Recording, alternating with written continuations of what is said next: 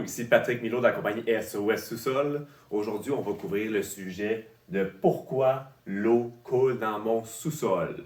Dans le fond, il y a trois raisons majeures de pourquoi l'eau peut rentrer dans le sous-sol. C'est trois phénomènes de pression qu'on va couvrir aujourd'hui. La première, c'est la pression hydrostatique.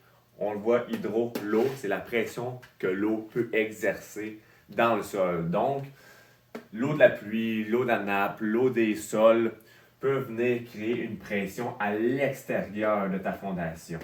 Donc, on s'entend que ça crée une grande pression. Il n'y a pas de pression à l'intérieur du sous-sol, bien, il y a la pression atmosphérique, mais sinon, la pression qui est plus grande à l'extérieur veut rentrer de l'intérieur, bien sûr.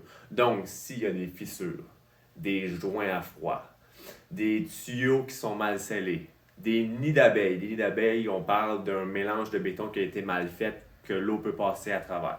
Dans le fond, tout espace qu'il y a dans la fondation, l'eau va pouvoir rentrer à l'intérieur si le drainage n'est pas adéquat du sol. Le deuxième phénomène, c'est l'expansion de sol.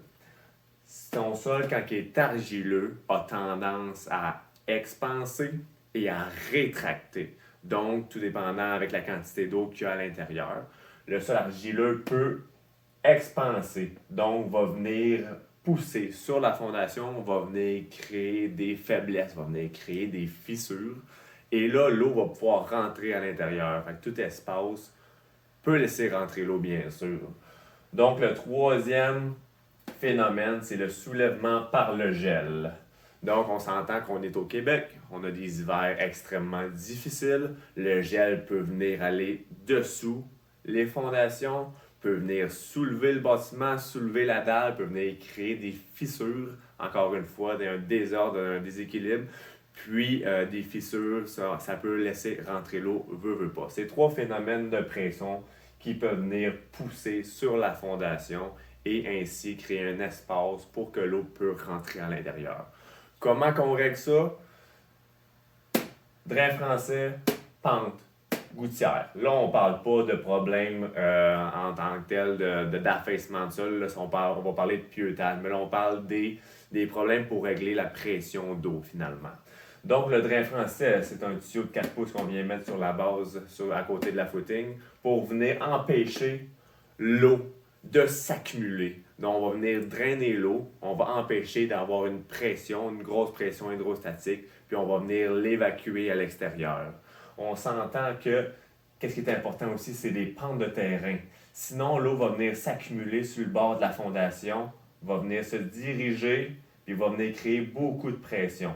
Donc, on veut des pentes.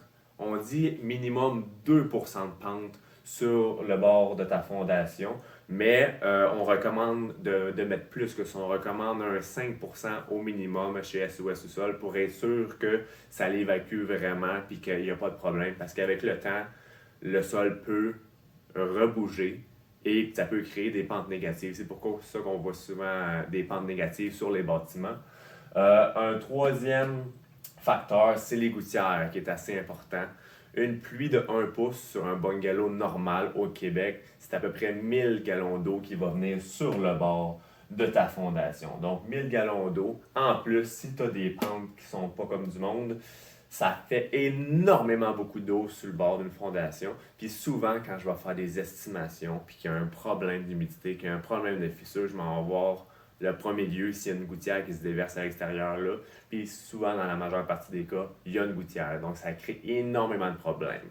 Donc, les gouttières, c'est important de les éloigner à 1,5 m du bâtiment avec une pente positive du terrain.